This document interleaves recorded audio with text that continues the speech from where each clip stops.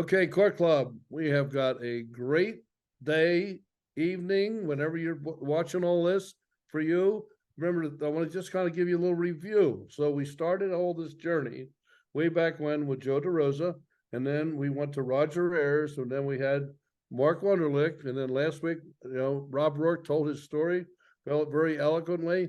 And this week, we've really asked Daryl Gelinas, who's been a long time friend of Court Club, one of the best referees in college basketball, one of the best teachers in college basketball, and somebody who I have a tremendous amount of respect for.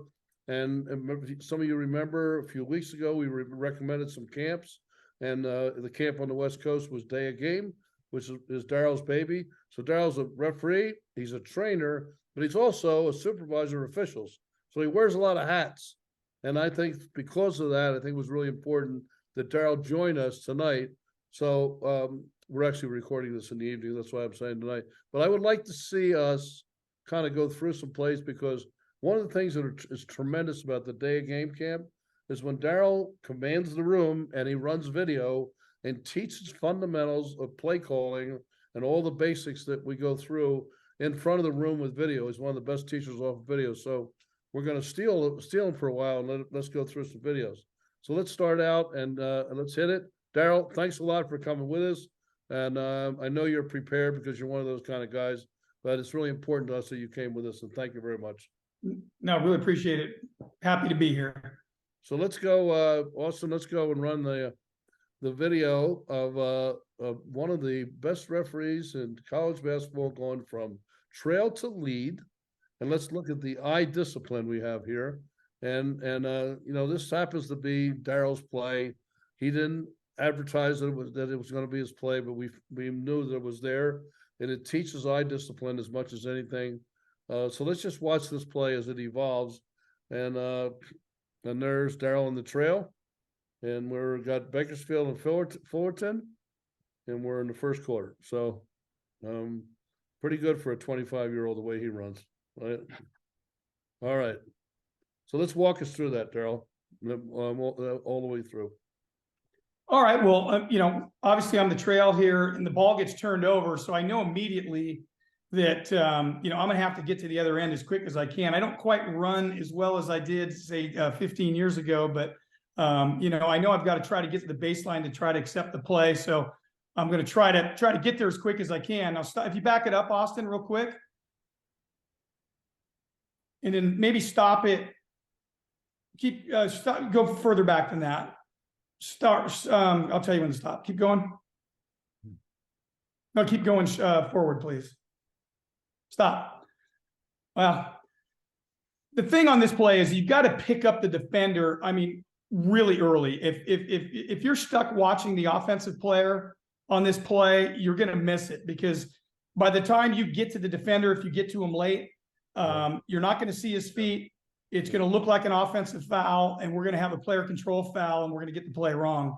So pretty early in that transition, I'm picking up the defender. It's self-talk for me is just like defender, defender, defender. And as we get closer, I'm thinking feet, feet, feet. So defender, defender, defender, then feet, feet, feet, because I got to make sure that he's out, or if he's in, I've got to know that in order to process this play. So the key to this play is just getting to the defender as early as you can, and then getting to his feet so that you can referee the restricted area, because we can't just referee block charge here. We got many responsibilities. So I got to judge the legality of the defender, and I got to know if the defender is legal, whether he's in the RA or outside the RA. Yeah. Boy, I really like that, Daryl. Then here, listen, Court Club, we talk so much about mental skills. We talk so much about self-talk, visualization. You take this play and put it in your category up there. But so Daryl said, he said, defender, defender, self-talk, feet, feet, self-talk. That's his clues, is to get him to get his eyes to the right place. That's how he develops his habits, to get his eyes to the right place, to correctly call the play. But that's built in. I don't think, Daryl, you can be successful and be consistent if you don't have the self-talk part built in there. I mean, I'm a big self-talk guy. I mean, it really helps me focus, and especially on specific types of plays, it helps my eyes get to the right place. So what I started to do last season is I had a little reminder, and I talked about 3 lines. So I would use the 3-point line as 1 point. I would use the restricted area as the other line as another point. And then the little square on the backboard would be my 3rd point. And they were for 3 separate types of plays that I struggled with, but that are important plays for me to get correct because there are points of emphasis in our game. And so for the 3-point line, that would represent take the shooter all the way up, all the way down, because we've got a lot of kick out plays. We've got defenders that aren't allowing the offensive player to land. So we had a lot of landing space fouls. And so I wanted to make sure that I took that shooter all the way up and all the way down. So as part of my pregame routine, I would be thinking lines, lines, lines. So, and then when we had the restricted area, for me, that's, hey, get to the line on all secondary defender plays in the paint as the lead. So that was my 2nd line of demarcation. And the 3rd one was the square on the backboard. That just represented when a offensive player would beat a primary defender off the dribble and make his way to the basket. You get a lot of secondary defenders coming up and trying to block the shot as the offensive player is laying the ball off the glass. So I wanted to get my eyes to the glass so that I wouldn't miss potential basket interference goaltend plays. So those are kind of the things that I do to help myself get my eyes to where they need to be. I really like that. I mean, that really builds in consistency as far as your habits and your routines. Really, really good. Okay, so let's go. We got a couple plays from the March Madness that we can we'll crank through here. So let's go to the we have a play that's a primary defender block charge play. Right. Okay. So let's just run it through first, and then we'll take a look. This is a hard play, and it's a play that we talk about this all the time, that it's a really challenging play in the college game.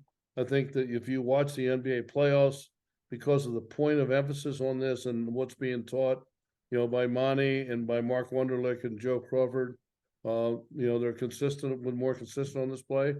But let's walk through our steps here and how we get this play right. You want me to take it in? Yeah, please. That'd be good. Okay. Now go ahead and play it, Austin, if you want. This is a tough play, as Ed said, because the defender's moving laterally. And then, in college basketball, the rule is if you get 2 feet on the floor facing your opponent, you can move laterally or obliquely to maintain your legal guarding position. I think I was talking to Ed about this a little bit earlier today, is I think we've kind of lost our way a little bit in college basketball in this play. We're calling a pretty high percentage of these plays offensive fouls, and I'm not sure why. But if you really watch this play, the defender is not maintaining a legal guarding position. If anything, he's moving into the offensive player as contact occurs. And I think the best illustration of that is if you go to the last angle, Austin, the 3rd replay here, that's the 2nd one. Now watch the defensive player. He doesn't move laterally. He's actually moving into the offensive player and never gets in a legal guarding position. In my opinion, he's causing contact with the offensive player.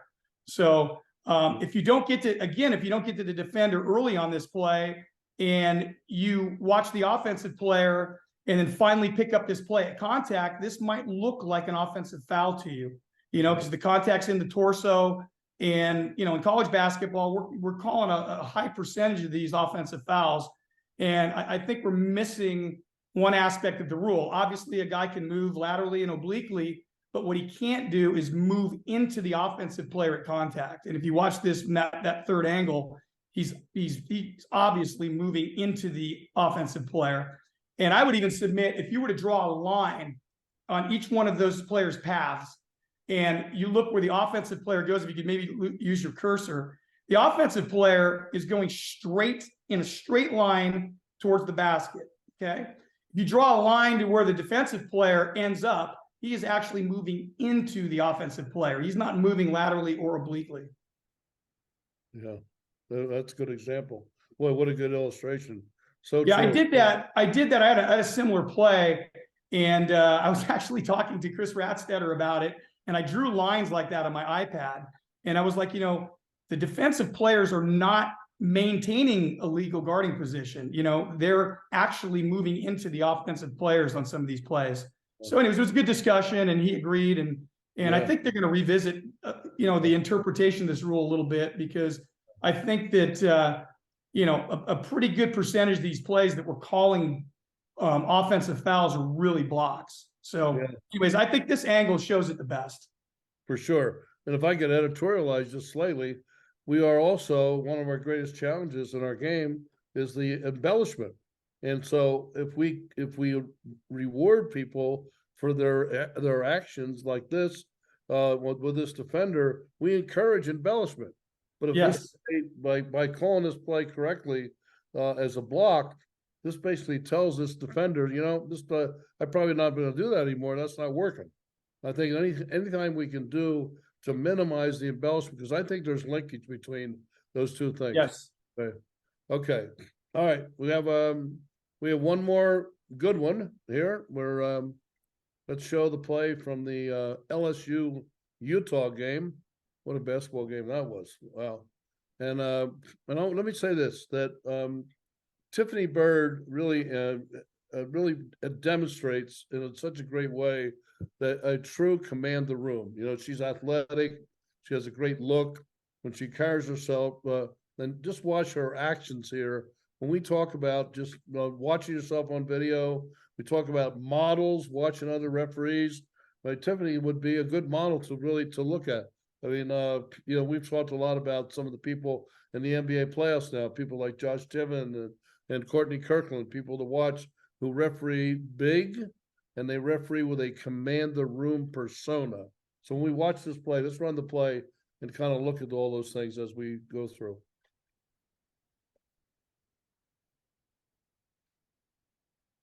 Okay.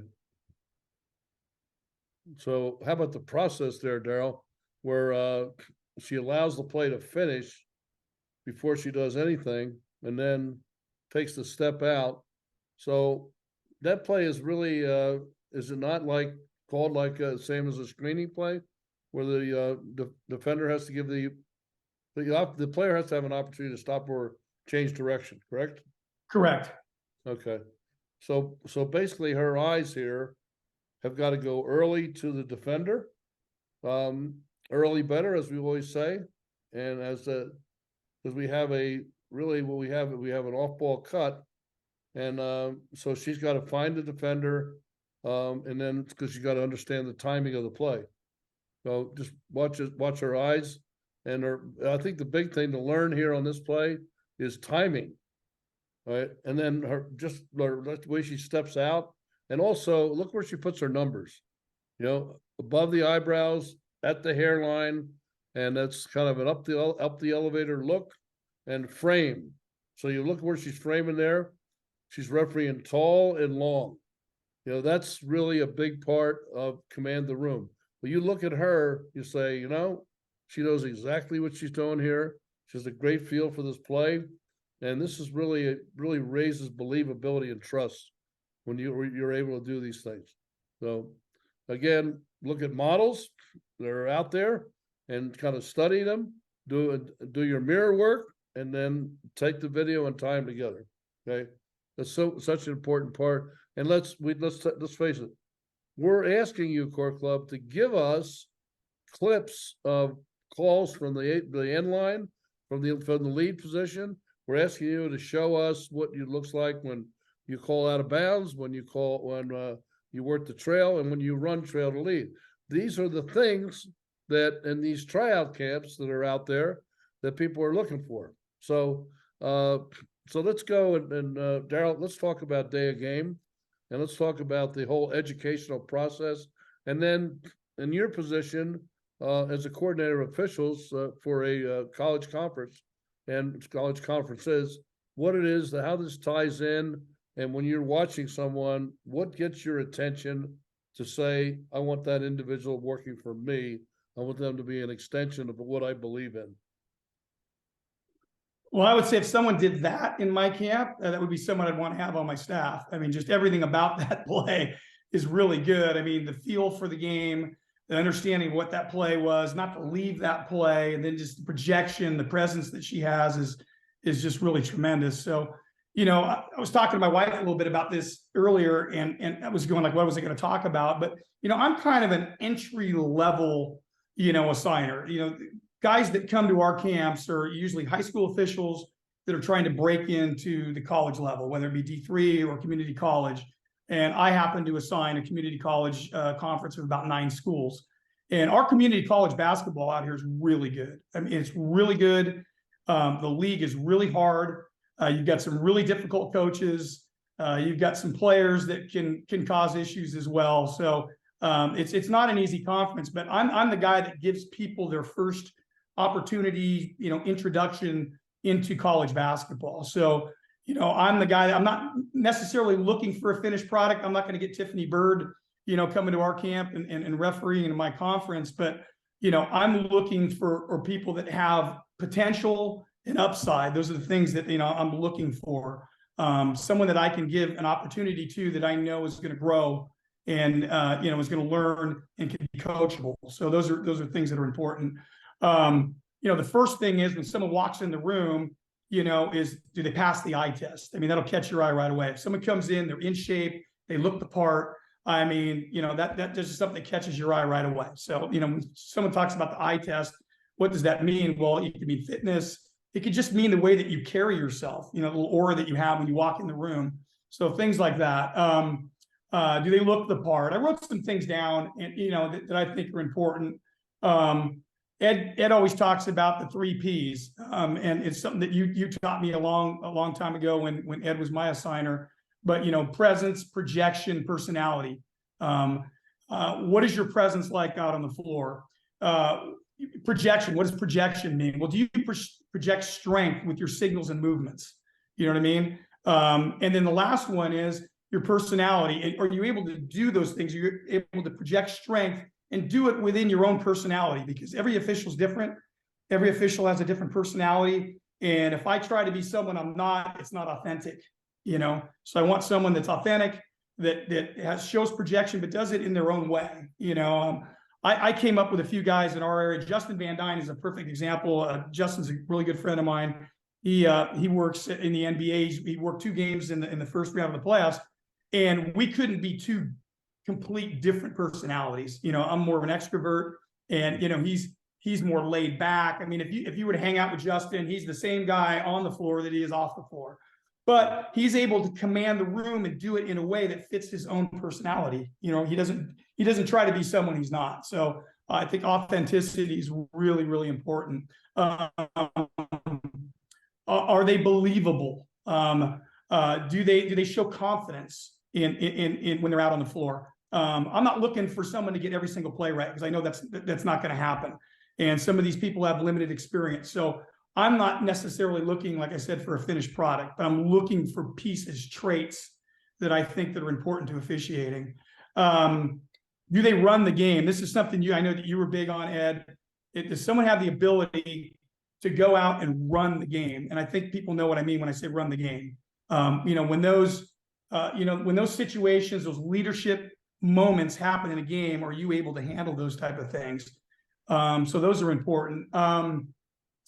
Can they navigate through tough situations, tough circumstances? Because I can tell you our games are really, really hard. I mean, you have things that happen in these games that don't happen on other levels. And I've heard many officials say that community college basketball, at least in Southern California, is one of the toughest levels to work, if not the toughest level. And you're doing it with limited experience, so it makes it really difficult. So I was fortunate that when I came up, I kind of cut my teeth working in those games. So I felt like by the time I got to the Division I level, I had experienced a lot of things, made a lot of mistakes, dealt with a lot of issues, tough coaches, tough personalities as far as players go. So, we're looking for people that have communication skills. Can you communicate with players, and can you communicate with coaches? I would always put that almost at the top of the list. I mean, you know what I mean? Because in our games, not necessarily the play calling can be secondary sometimes to running the game and dealing with personalities. So, I don't know if you want to interject at all. No, it's perfect. I think about, like some successful models. And of course, Roger Ayers, who was with us, I mean, he referees and he managed the game so much with his personality, and he talks to people. He's an extrovert, and he takes that out on the court, and he uses that.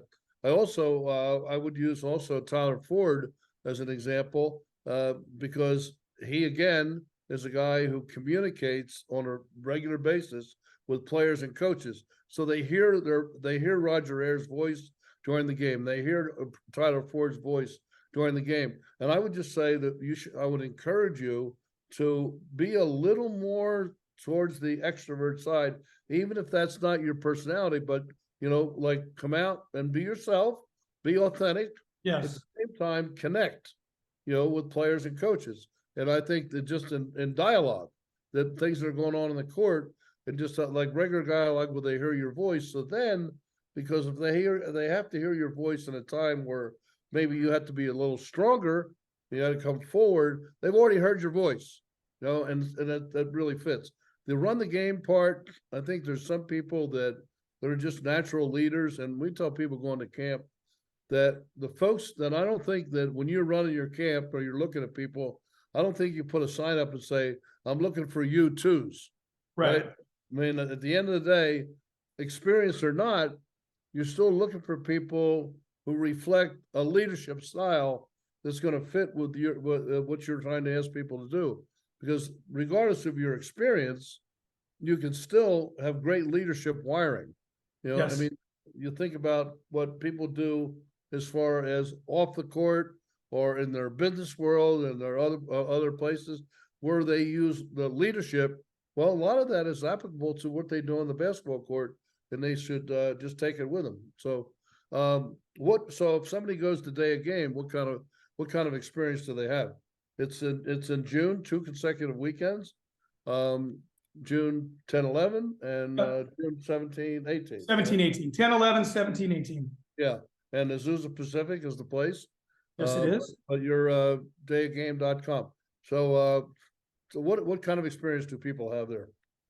Well, I think we do a really good job. It's a lot. It's 2 days of a lot of information. We have great people that help us. Year in and year out. Ed, you always support us and come and talk at the camp. Justin Van Dyne, again, who's a good friend of mine, comes down and does some stuff with us. JT Orr, who's also an NBA official, comes down and helps us out. We've got a really good staff of Division I, Division II type officials that have experience, that have been through this camp experience themselves. A lot of these people are people that have gone through this camp. In fact, I went to this camp, way back in the day when Rich was running it. This was one of the camps that I went to. Justin went to this camp. JT went to this camp. John Butler went to this camp, and John Butler helps us with some of our stuff. So we have a really good staff, and you're getting really good information. We're videoing the games, so you're getting instant feedback as far as that goes. Really good classroom information, and I think we have a really fun, personable staff. That's every one of these people is dedicated to helping these officials get to the next level they want to get to. Whether that's a JV high school varsity official that wants to work a varsity schedule, or a high school varsity official that wants to work farther in the playoffs, or somebody that just wants to break into the small college level. So we kind of have people at all ends of the spectrum, but I think the entire staff's dedicated to trying to help those officials, reach their goal and get to the next level that they want to get to. What I like being there, I love sitting in the back of the room and watching, the presentations, because the presentations are really, there's meat, there's great teaching that's being done off of video.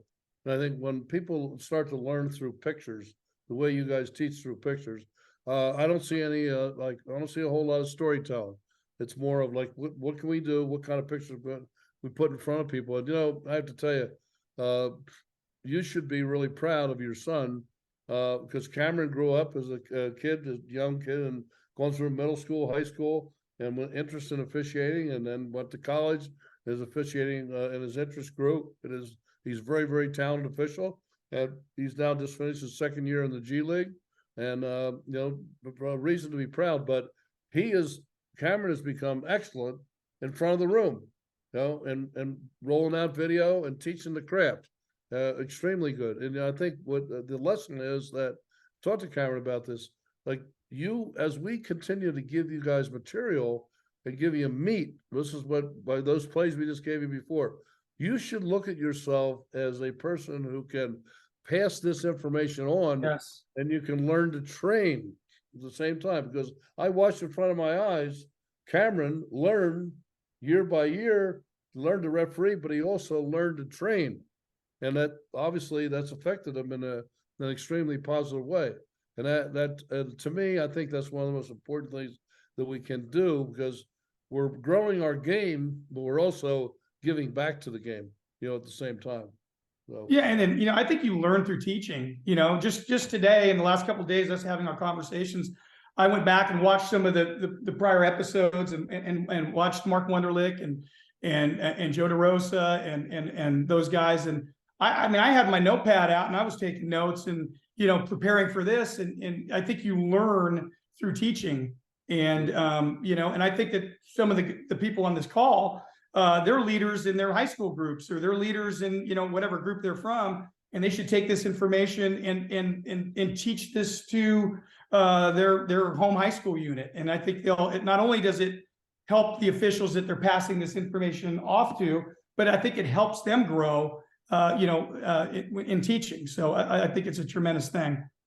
I want to put an emphasis on that point, because as we come through and we move through the high school game, and the high school game really cries out for leadership, and there obviously there's a crisis with the number of people that are out there working right now. But as you move through that particular level of basketball, you should always think about giving back as you go through. Make yourself available. If you become a college official and you're working a pretty good schedule, D2 or D3, think about where you came and what you can do to give back to those groups in a way that's going to help other people, and when they're in a starting place like you were, because it's extremely important. And there's parts of the country where that really happens, in a really profound way, and others that probably could improve in that area. But I think more you have that spirit of giving and helping other people, that's also going to work in your personal growth. So real quick, Ed, if you don't mind, I was our high school instructional chair for 13 years. And I felt like it was my duty to give back to the group, some of the things that I was learning, and I wanted to give back to the group. And you would be shocked at the amount of success the people in our one association have had, the number of Division I officials, NBA officials, women's college officials that we've developed over the years. And we stand out, above all the other units in our area, because of the things that we did to try to give back and teach and learn and pass that stuff on. And we've had more officials in our one little group, make it to that next level than probably all the other ones combined. I'm proud of that. And Rich has played a big part in that, and Tom and Juan and those guys. So, we've had a lot of success doing that. So, well, you should be really proud of the system you build and the people you surround yourself with, because it does exude success. You probably are close to being filled as far as camp is concerned, but I would encourage people that if you have the time and you want to take a couple of days where you can take in some great information, and also just be around some really good people and grow your game, and just personality wise, leadership style, day of game at Azusa Pacific University. And it's June 11, 10, 11, and 17, 18. But I would just say that they fill up every year. They max out. So if you're going to go, it's probably a good time to do so. So, Daryl, thank you. It was really good. Really good. Thank you. I appreciate you making yourself available. We'll do this again. And next time what we'll do is we'll just go and we'll go through a whole series of plays. We'll just go rapid fire, and we'll have some fun with that, like we do at camp. So we'll do a little reflection of what camps, and I'm looking forward to joining you the first weekend at Azusa, and I know it's going to be a great time. So maybe we'll do this again, and we'll be the first father-son team to break down plays on Court Club. What do you think? Yeah, there you go. Well, I think we had talked about that, and I said that'd be perfect. So we'll get Cameron. I know he's got a zillion things going on. And he's a busy guy and very successful, but we're going to corner him, and we'll do the Gelinas father and son team, and you guys will kill it. So thank you. All right, thanks, Ed. Appreciate it, buddy. Okay. Thanks, Austin.